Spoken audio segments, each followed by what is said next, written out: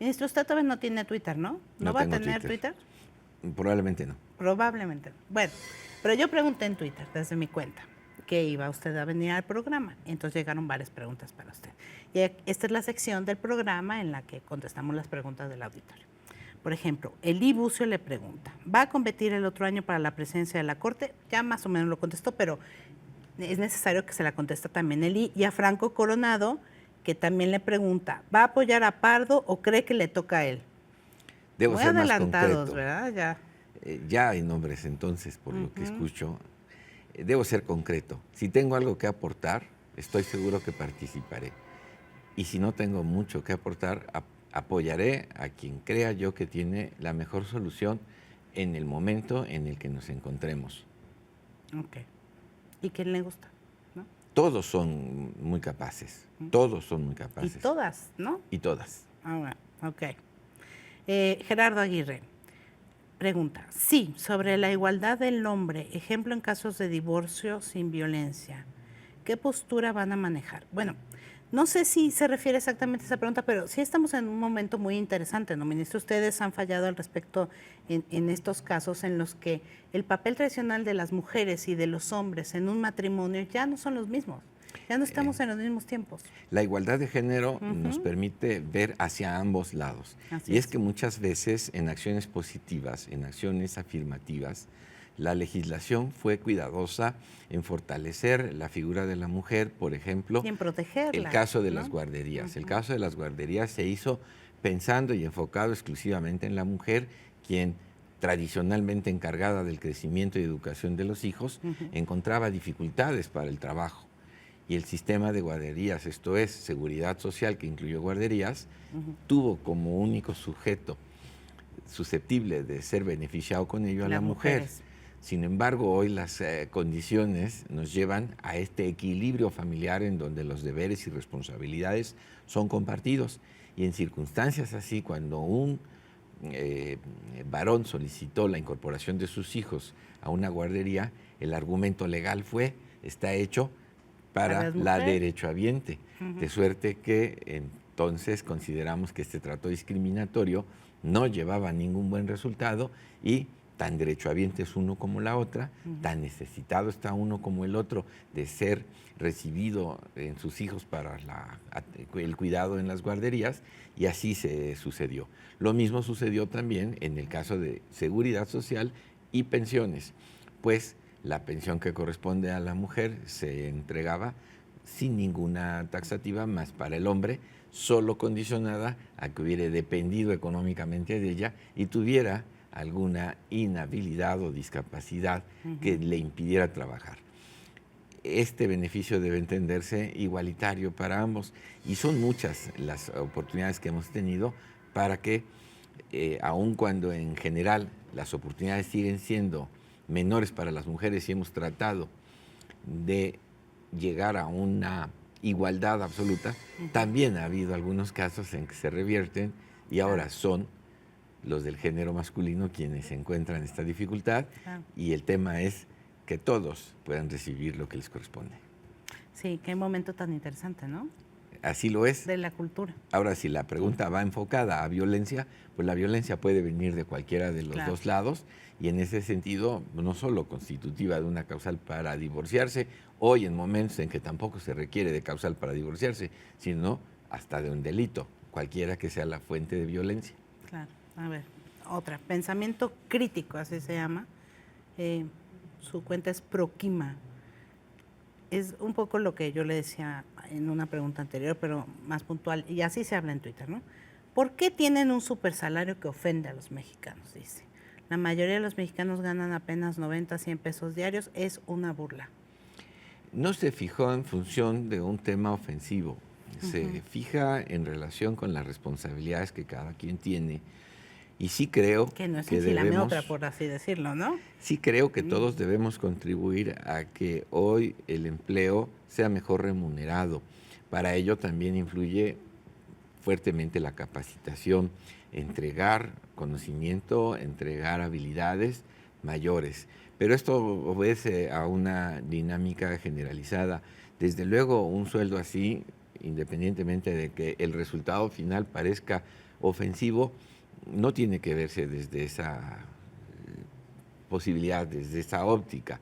Creo que debemos entender de alguna manera que el nivel de responsabilidad lleva implícito también un nivel de sueldo equivalente al grado de preparación y de funciones, pero esto no quita que también hagamos todo lo necesario, incluso desde la Corte, en donde más demandados estamos a encontrar ello, el equilibrio mayor para que el sueldo resulte más remunerador, de mayor rendimiento y se pague mucho mejor el trabajo de los operarios.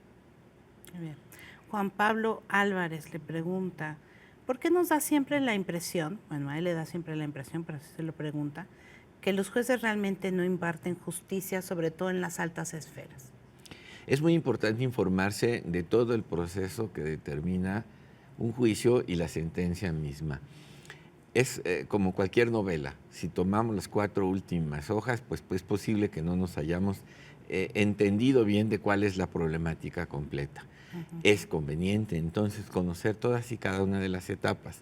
En nosotros está también ofrecer a quien nos sigue toda una historia completa, toda una referencia completa de lo que se está resolviendo, cuáles son los puntos en conflicto, la aplicación del derecho, si es que hubo pruebas para demostrar algún hecho y el veredicto final sobre qué se apoya. Creo que cuando ejercemos esta función con la información debida, puede que se comparta o no el criterio definitivo, mas también es importante saber que frente a nosotros hubo disyuntivas que hubo que ir agotando hasta encontrar la que más convence en un ánimo de impartir justicia. Por eso la percepción muchas veces pudiera parecer incompleta. Ruego yo, primero antes que nada, poniéndome en la obligación de buscar ser lo más abierto en la documentación de nuestros casos, pero que a partir de ellos también, para poderse formar un criterio más certero de la decisión, conocer mucho más qué vino detrás de cada cosa. Yo creo que Juan Pablo se refería a que sí hay una diferencia entre personas que por tener recursos económicos pueden pagar mejores abogados que tramiten amparos, etcétera, a personas que no los tienen, que sí hay una percepción de que la justicia es diferente para las personas que pueden pagarla, pueden pagar apoyos y los que no. La recurrencia nos haría inevitablemente pensar que así es, pero el juez no tiene que estar supeditado necesariamente a lo que las partes argumenten y en función de la calidad de los abogados para decidir si da o no justicia. Tiene que entregarla de cualquier modo. Lo cierto es que cuando hay contienda, un abogado con mayor preparación tiende a ser muchísimo más ingenioso, creativo y busca más la forma de demostrarle al juez cuáles son exactamente los hechos. Esa preparación necesariamente termina por redundar en alguna serie de resultados positivos. Pero esto no solo es privativo del tema exclusivamente del derecho, lo mismo sucede en el campo de la medicina. Muchos me dirán, quien tiene recursos frente a una enfermedad de difícil atención, es altamente probable que se salve frente al que no los tiene o se hace atender por personas que tienen menos capacidad. Parece que este fenómeno social tendría que ser atendido desde muchas otras perspectivas. Claro. Una de las cuestiones que más... Pero eso atenta contra la inequidad. Sin duda, y tenemos que abatirla en el caso concreto de las posibilidades que nuestros servicios de defensoría sean lo más eficientes posible. Puedo asegurar que nuestros servicios de defensoría en el Poder Judicial de la Federación cumplen con mucho este tipo de tareas. Hemos cuidado que el sueldo de nuestros defensores sea lo suficientemente amplio que les permita, además de vivir decorosamente, prepararse. Constantemente los sometemos a cursos, evaluaciones. Creo en ese sentido que poco a poco, pero lograremos algo así. Desde luego, la pregunta en ese sentido tiene muchísima razón. La percepción final parece ser siempre igual. Trataremos, por lo menos como jueces, que esto no siempre termine por favorecer necesariamente al que más recursos aplica a su juicio. Hagamos justicia. Le hago dos preguntas. Una, se la pregunto, consta que yo no tuve nada que ver con la pregunta de Omar DG, arroba Omar Ro DG. ¿Cuándo resuelven las impugnaciones de la Constitución capitalina? Estas llevan el proceso correspondiente, se están integrando, ahora se tomó Son una un chorro, decisión, ¿no? son siete, Son unas son acciones de inconstitucionalidad, algunas prioritarias en tanto tienen un tema electoral importante que resolverse ya, algunas otras con el tiempo necesario que la propia ley nos establece. No creo que debamos dejar pasar mucho tiempo, no deliberadamente, sino aplicarnos a que esto pueda programarse en la medida más rápida posible. ¿Qué es cuando qué? O sea, más o menos, pues, a ojo de buen cubero. Sobre la experiencia que tengo, creo que estaríamos hablando del segundo semestre de este año, esto es, yo esperaría que fuera septiembre o octubre. Ok, muy bien.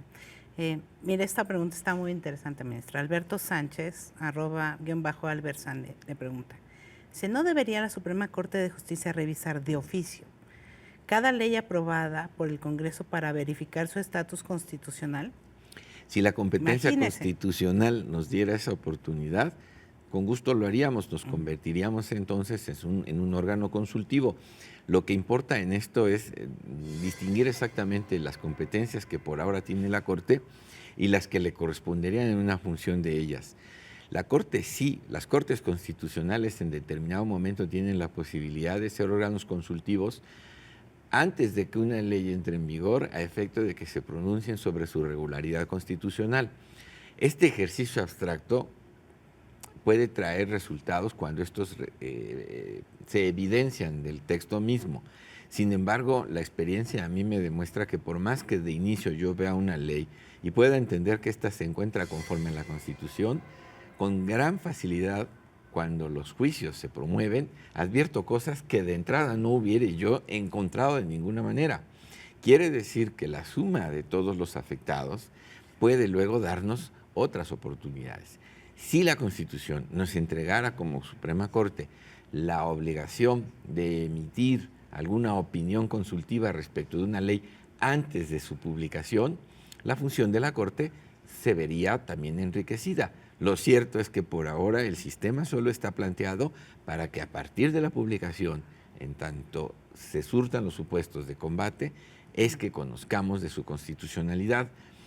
Sí podríamos hacer lo demás, en tanto la Constitución así nos lo atribuya, y nos convertiríamos entonces en una parte consultiva.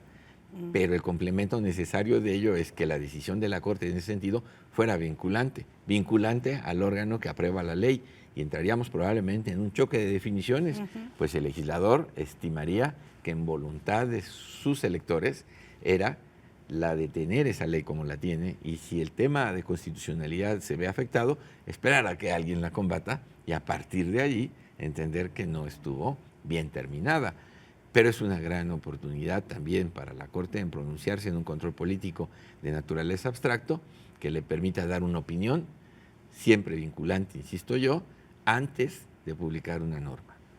Bueno, una pregunta interesante. Sin duda, Alberto ¿Verdad? la formuló muy bien. Bueno, pues muchas gracias, ministro. Todo lo contrario, Muchas gracias a ti. gracias.